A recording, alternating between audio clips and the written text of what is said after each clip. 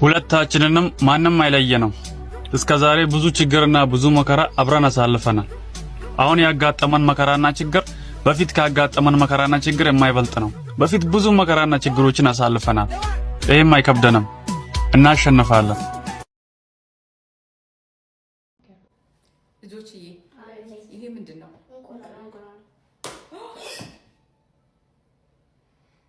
ተሰበራል። ልጆችዬ ይሄ ምንድነው? እንቁላል አይደል?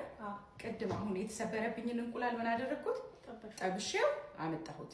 ይሄ እንቁላል ሲበላ ምን ያደርጋል? ይጣፍጣል። እስቲ ቅመሱት። ዋው! ስትበሉት በጣም ይጣፍጣል አይደል? ግን እንቁላሉ መጀመሪያ ሲሰበር በጣም ነው የደረገጣችሁት አይደል? ምን ስለተደረገ ነው? ልክ እጄን ሳንቀሳቅሰው ተሰበረ አይደል? ያ እንቁላል ተሰበረ ማለት አበቃለት ማለት አይደለም። በህይወታችሁ ዘመን መውደቅን መፍራት የለባችሁም። እሺ፣ መሳሳትን መፍራት የለባችሁም። ይሄ እንቁላል ምን ሆነ? እንቁላል ነበረ፣ አርፎ ቁጭ ብሎ ነበር አይደል? ባይንቀሳቀስ ኖሮ አይሰበርም አይደል? ተሰበረ ስለተንቀሳቀሰ። ከተሰበረ በኋላ ግን ምን ሰጠ? ጥቅም ሰጠ አይደል? መጀመሪያ ድፍን ሆኖ ከነበረው በላይ ለሰው ልጅ ጥቅም የሚሰጠው ከተሰበረ በኋላ ነው።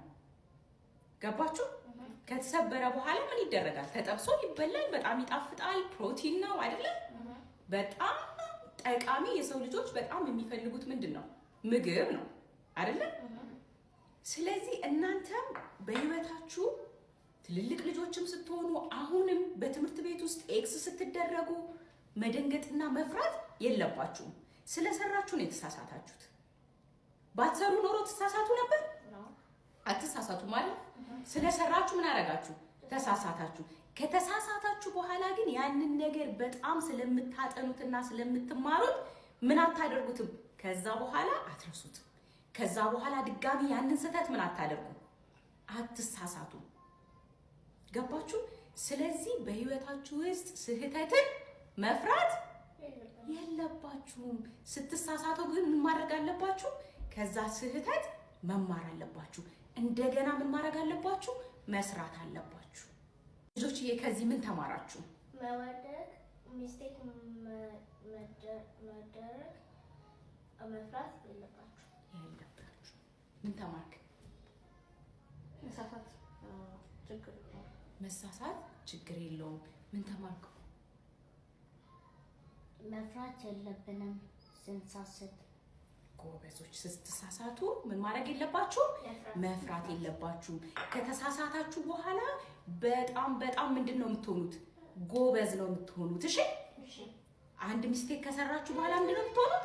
በጣም ጎበዝ ነው የምትሆኑት። ድጋሚ ያንን ስህተት አትሰሩም። ስለዚህ ስትሳሳቱ በጣም ማዘንና መፍራት፣ ድጋሚ ያን ነገር አላደርግም ማለት የለባችሁም። ልክ እንደዚህ እንቁላል ታሪክ። እሺ፣ የኔ ልጆች ውድድድ ነው ማድረጋችሁ። ቆንጆች